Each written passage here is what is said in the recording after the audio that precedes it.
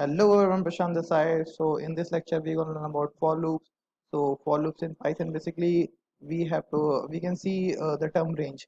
So while printing range, you can see range 10. Then it will provide the range from 0 to 10. Basically it will be like 0, 1, 2 till 9. So it will not counter the last value. It will be 0 to 9. So coming to the list part, X list range 10. So here you can see the list of uh, range 10 element is created. So you can see here from 0 to 9. Basically it work as n minus 1. So coming to the for loop, so if you want to like you can see in this pattern, for I in range 4, that means here it will be created from range 0 to 4, that is 0, 1, 2 and 3. So for I means I will start from 0, then 1, then 2, then 3. So it will work like this, and for each termination it will print I. So here it comes 0, 1, 2 and 3. Similarly, if you want to start from 2, like you want to give like range 2 and 4, so from initial value of I will be 2 and end value will be 3. So 2, 3 and 4 is there, so n minus 1, that is 3. So it will print I. Here the outcome is 2 and 3. Coming to the string section, suppose you declare X as Ram. So for I in X, so I will include all the index in the string, like 0 index, 1 index and uh, second index. So basically printing I means indexing of R, A and M print will be printed. So here it comes R, A, M. Now we give a list 0, 1, 2, and now we want to print for I in X. That means I first it will be 0, then it will be 1, then it will be 2. Suppose you will give 5, 6, whatever it is. So for I in X, I will be 1 this, then this, then this, then this, like in this manner. So simply it is printing like see 0, 1, 2, 5 and 6. And the part X is equal to range 2. So here I am giving X to a range of 0 to 2, that means 0, 1, and for I in range X, so it will work basically 0 and 1. Again here range comes, so n minus 1, that is it will count till 2 minus 1, 1. So nested for loop. Nested means loop inside loop. So for I in range 3, that means it will work like 0, 1, 2, 0, 1, 2, and for this it will work like 0, 1 because it is having a range 2. So simply I am printing A, and here I am giving a new line statement. So here is the outcome A. In this manner outcome will, for I in range 0, for I in range 2, 8 and 2. What does it mean? It means I will start from 2, it will count till 8 minus 1, 7, and it will jump for 2 lakhs. Like suppose first I is equal to 2, then it will become 4, then it will become 8, then it will become 6, then it will become 8, like in this manner. So here the range is till 8, that means 7. So it will be like 2, then 4, then 6, then it should be 8, but here it is out of range, so it will print till 6. So here you can see the outcome for I in range 3 and for j in range 2.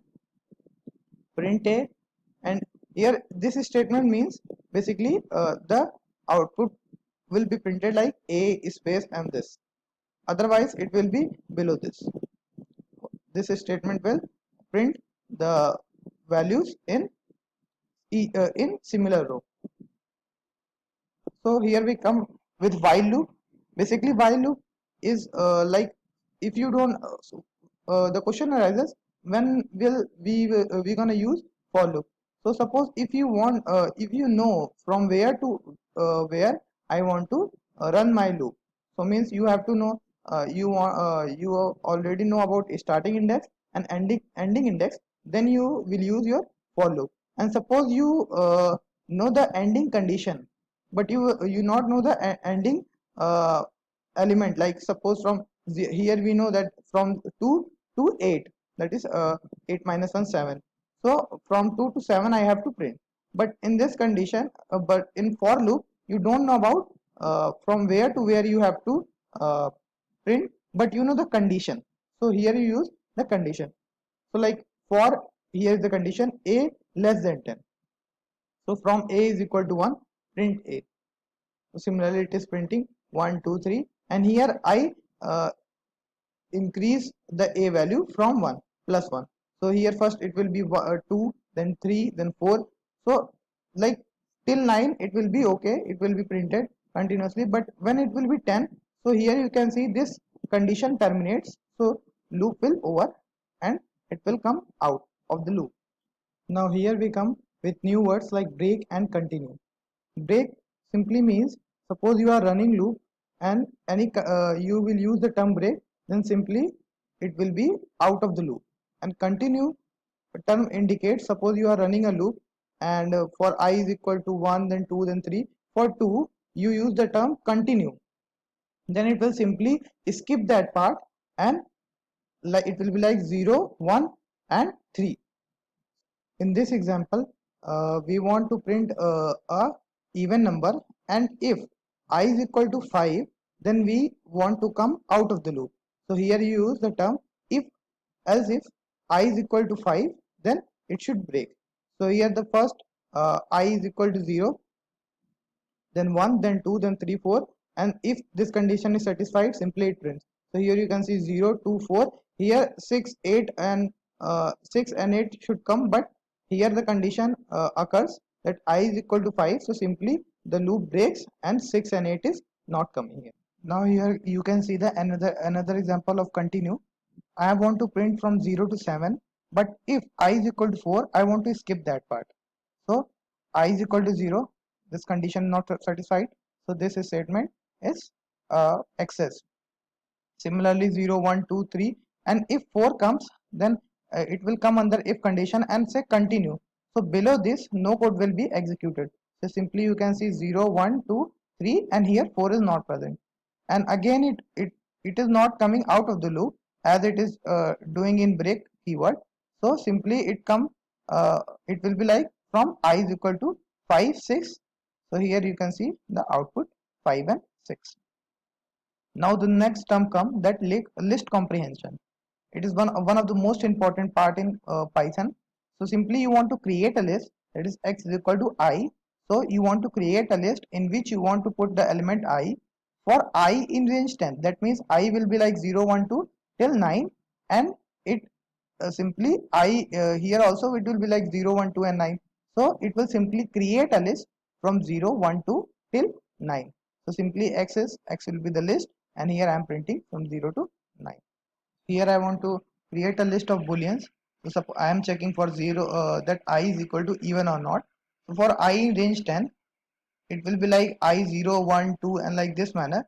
So if it will be, this condition will be satisfied, then the list will occur as true, and if it is not, then it will come false. So x will be the new list of boolean, and now here you can see I am printing the boolean list.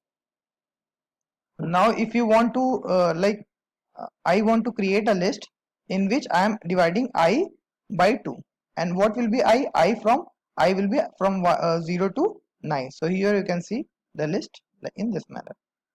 One more thing, that like I want to create a list in which I will give elements as I for I in range 10, that means from 0 to 9, and if and only if this condition will be satisfied, then only list will be inside x as I. So I mod 0, that means if it is an even number, then only it will comes under this list. So here you can see new list is created from 0 to 4 6 and 8. One of the most important part, that is function. So what does function do? Simply if you are writing a code like more than once, so it gonna be panic for you. So simply you do it once, and if you want to execute that code, then simply you call the function, and in function you have to define some code, and number of times you want to use, you have to simply call it. So define mul2, simply I want to define a function which multiplies 2 and return me the number. So here it comes like I'll pass a parameter a. This parameter could be anything like string, float, integer, whatever you want, and there is no limitation, like you can pass multiple parameters. So simply I am accepting a parameter and returning a multiplied by 2. Matlab that means I am giving multiple of 2. So simply I am printing mul to 10. So I am simply passing 10 to mul2 function. So simply it is returning me 10 into 2, that is 20. So I'm simply printing 20. Similar in this manner, and I can use it number of times, n number of times. So simply this is the profit of making a function. Here we want to define a function that will simply print the table. So def printing table A. Here I am accepting the parameter, that means the number of which I want to make a table of it, and simply I am executing a for loop till uh, 10 and printing A star I plus. Why I am using I plus 1? Because I starts from 0 and it will be from till 9. So simply I am using I plus 1, that means it will be like if I am passing here 2, then it will be like 2, 0 plus 1 1, that means 2 into 1, that is 2. Then similarly I will be 2, then 2 plus 2, 2, and here 1 plus 1, that is 2, then 2 into 2, it will be 4. Similar in this manner. So here I am passing the printing table 3. So here you can see the 3 will be passed in this definition. I am simply here calling the function. You can see printing table, you have to call like using the name and passing the parameter. So simply I am using 3, I am passing 3 as a parameter, and here you can see the table of 3 till 10. And number of times, like if I want to do it for 5, so here you can see the table of 5. So this is a short example, like definition, defining a function, like it will be too large. So suppose if you want to execute it number of times, so in a you have to write it again and again. But using function definition, you have to write once. And in Python, multiple number of functions have has been already created, and you have to simply call the libraries and use it. So you have to not uh, making an your own code to execute some task. So here you can see one more definition, like I am passing more than one parameter and simply printing it. So here I call the function and pass one, that means integer, float, and string. So simply it is printing.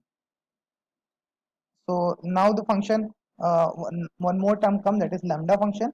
Lambda function is nothing but like z is equal to lambda. So this is the keyword lambda x y, such that x into y.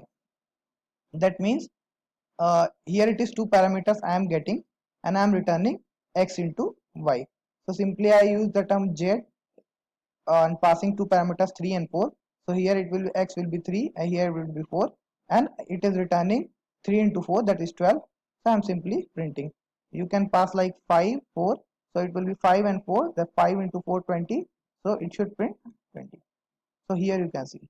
So thank you all, and this is this is completed for Python series, and more tutorials will become on NumPy Pandas. So please subscribe this channel, share this channel, and don't forget to press notification bell, so that you will get your notification when new lectures will be come. Thank you all. One more thing is there. I am also giving the link in the description of previous lectures of on Python series. It is from installation till this. So please watch that also for better understanding of Python language for using machine learning. Once again, thank you all.